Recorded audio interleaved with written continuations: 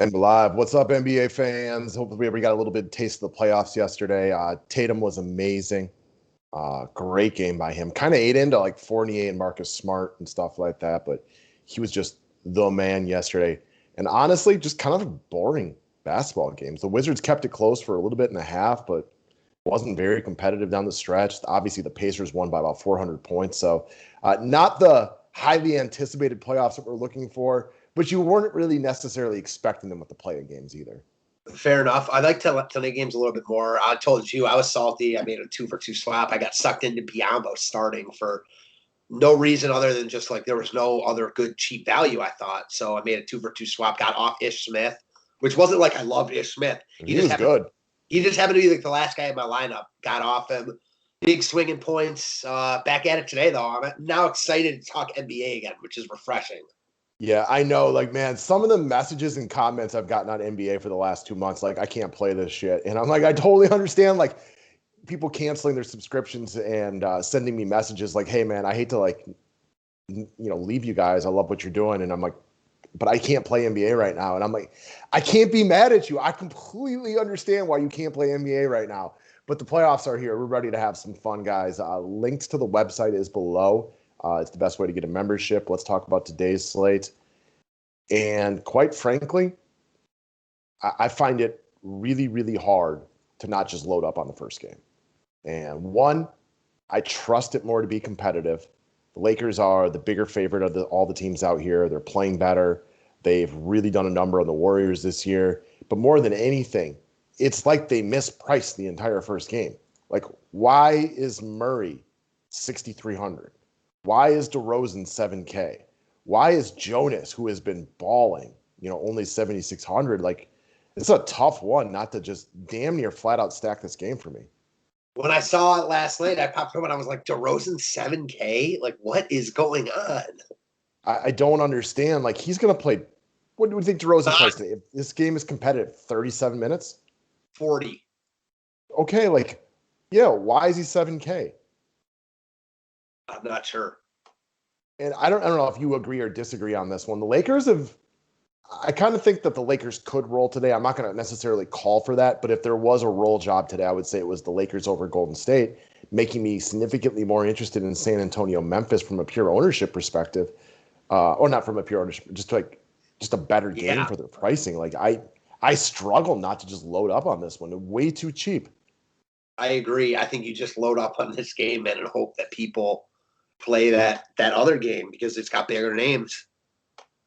And I don't know. It looks like there's a couple guys. Like, I got Murray on the cover today. At 6,300, like, Pop every once in a while will mess with you and not play him bigger minutes, whether it's a back-to-back. But with, like, no Derek White in a playoff game, that ain't happening tonight. No, tonight is not the night for that. The Spurs are just way too cheap all around, specifically their two best players, DeRozan and Murray. The other guy, too, like, give me some Rudy Gay at 4K. This is a playoff game. This is your veteran. Yeah. I did call him out one day, and it happened to be against Brooklyn, and he was blah. You know what I mean? They kind of got he just, didn't see any of the extra minutes. He had seen a couple different times.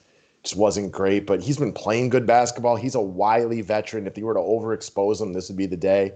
Like, I am perfectly good starting with these three. And if you want to throw in Pirtle at 5K, knowing they need size against Jonas, I have literally no issues going 4 deep on the Spurs today. Same. And then you got the Grizzlies are also too cheap. You're right. Dylan Brooks, J-Val, Jared Jackson, Kyle Anderson, all these guys are in play. This game is just, definitely the game you want. Oddly, the only guy who's priced right is probably one of your favorite players, John Morant. Yeah, there's so many other cheap guys. I'm not even really looking at Morant. Yeah, so J-Val, again, it's the playoffs too. Like, look for them to dump it inside. Valanciunas, sometimes you worry about his minutes. Not in this game, I don't. Yeah, I also feel similarly about Jaren Jackson, man. Like, there's, probably their second best player. Like, I mean, he's good. This whole game, very appealing. The only problem with Jaren Jackson is now I can't play Kyle Anderson, who, again, I also like because I'm out of forward spots, and I think they're both good plays. Anderson's also too cheap at 5,300. What about Dylan Brooks, who's playing well right now? Well, he's got shooting guard eligibility. I certainly don't hate that. And like this is another one too. Like I expect Dylan Brooks to play good minutes. He is a Yeah, really, really good wing defender. Not saying like he'll stop DeRozan, but he's going to be out there all day long on DeRozan and Murray. Um, I mean, this puts you in a weird spot if you were to do this lineup because you don't have anybody in the other game at this price point that makes any sense. So you're gonna have to make a change somewhere.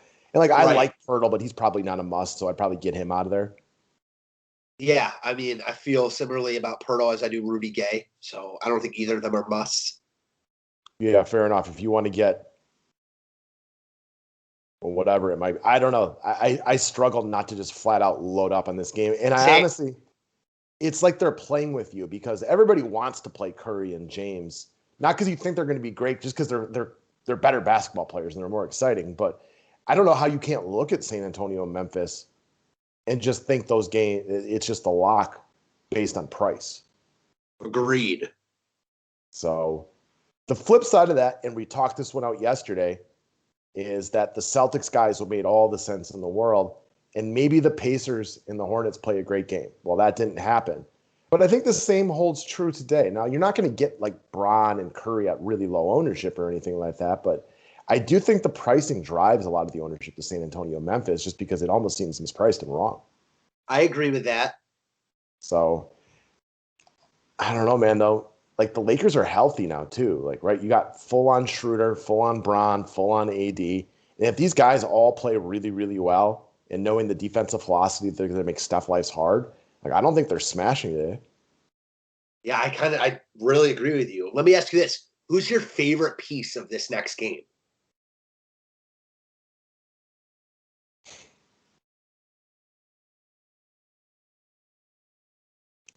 I don't necessarily have anybody from the Lakers I feel really, really good about. I don't know what their center rotation is going to be like come playoff time.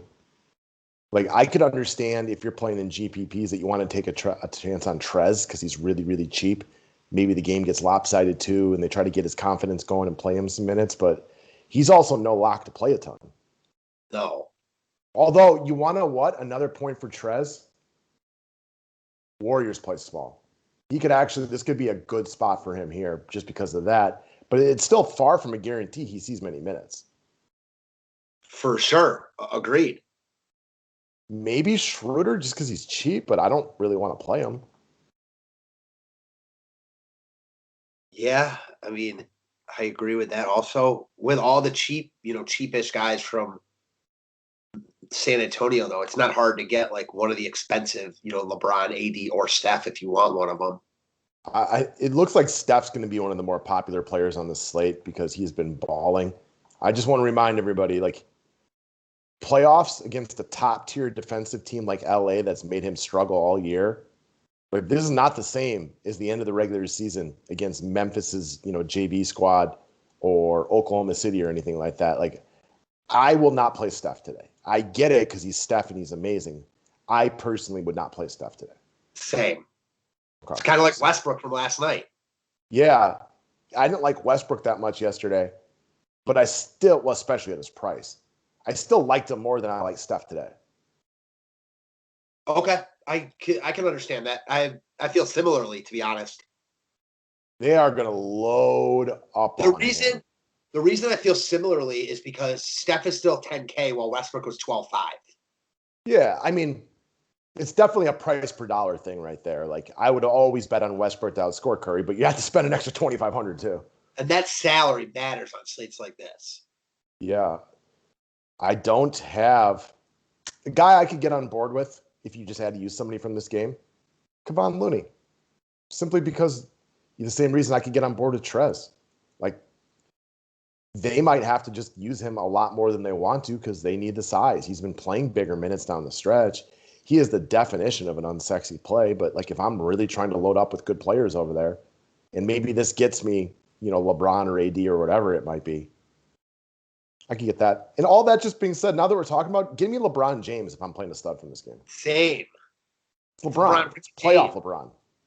Yeah, I'd like to get to LeBron if possible. Well, let's monkey around with this for a second. And I honestly, might play him at the guard spot today. So if we base this and we go back over to this game right here, like I think for all the guys that are priorities for me, like Murray at 6,300 is a top tier priority.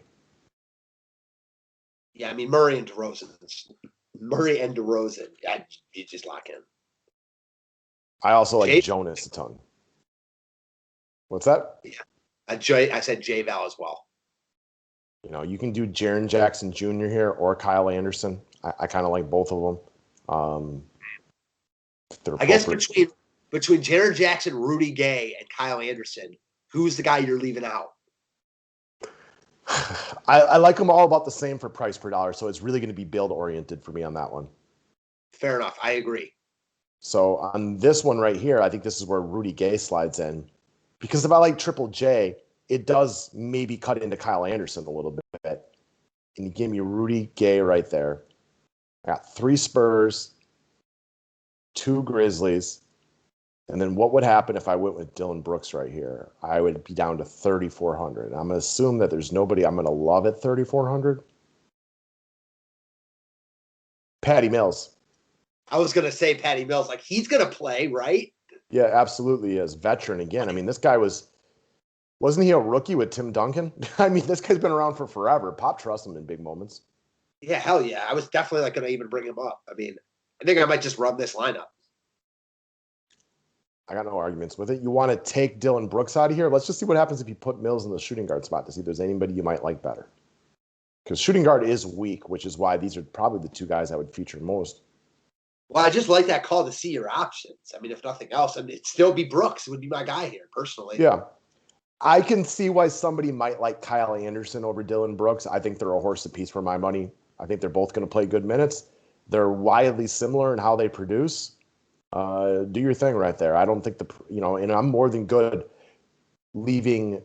I do think in this lineup right here, it's more likely people would use Brooks over Anderson just because they want to spend their money.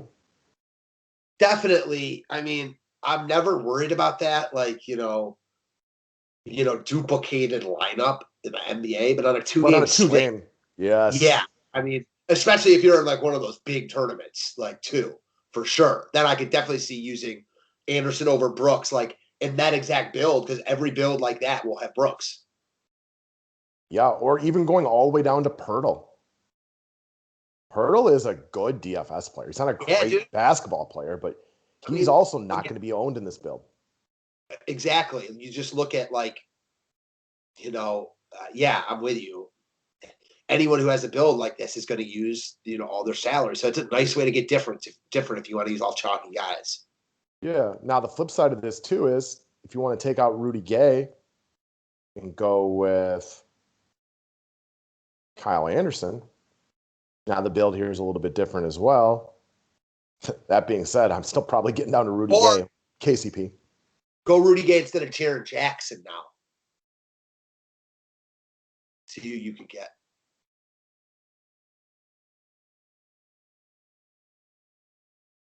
Drummond. So I don't trust Drummond today, but I don't not like Drummond. I just don't know what to make of him. Like, we've seen very little to know what to expect out of the Lakers in the situation from him. But, I mean, he's a guy with big upside. Yeah, I mean, honestly, though, like, I think Jaren Jackson outscores him here. So I'm with you. I don't not like Drummond, but I don't like him because they got AD now. They got Trez looming. They play small. They have no ties to Drummond at all. I mean, Drummond might only play. They have Gasol still. Is he getting minutes? I mean, it's been a mishmash on these lineups the last few days, and then being the playoffs versus the regular season. I don't think we have an exact path of what to expect. I kind of expect Drummond to start, and if that's the case, he's a DFS beast. I agree. I like the build more with Brooks and Jaren Jackson as opposed to Anderson and Drummond. But it's a legit question. Yeah, and if y'all 3-entry max or whatever it is, switch it up just a little bit. You still got the same kind of basis of players. And I like Patty Mills, but he's not a must if there's any other shooting guards you like. I do think shooting guard is the weakest position on the board today. What if you Brooks in here now? Who would you have to land on? Here's where you could get Trez. Rudy Gay. Oh, no, we already have him. Yeah. KCP, Looney. So when looking at these two picks right here of Kevon Looney, Montrezl Harrell, reminds me a lot of Jack Flaherty and Max Scherzer from earlier today. The ceiling on Trez is just higher because there's Yeah. game flow scenarios where all of a sudden he's playing well. They're playing small because the Warriors are not a very big team. And he's And he awesome. 10x. Yeah, but he's also a legit candidate for single digits, like high candidate for that. And then Kevon Looney, if you need 30, he's going to get you 18. If you need 4, he's going to get you 18. Yeah, I remember. It's just like he's the new PJ Tucker. Pretty much. A little bit younger man right now, so he's got the Tucker role. Yeah, for sure. So, I don't know. I understand why everybody wants to play like the studs. You got Curry, you got Bron, you got AD, but it's like they priced the first game so people had to watch it. Yeah, I mean, I think the build is pretty easy today, personally. How you can, there are ever so slight changes you can always make, but I think the main kind of core stands out. It is weird that like they priced down everybody in this game except for Morant. Yeah, and it's bizarre. I don't get it.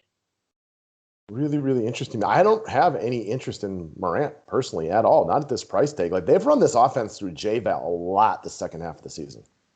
For sure. They definitely have. I mean, Morant, I was talking to a buddy about this, just as far as like his, cards and memorabilia goes. It's not that like he has been, and the same applies for like DFS and stuff and for fantasy and just for how good he is. Not that he's been, necessarily bad or not good, but like he hasn't necessarily been much better than he's been in years past. And other guys, have moved up. So I don't know. Morant, I think this is like a big time for him. He's got to show me something in the playing game and hopefully in the playoffs if they make it.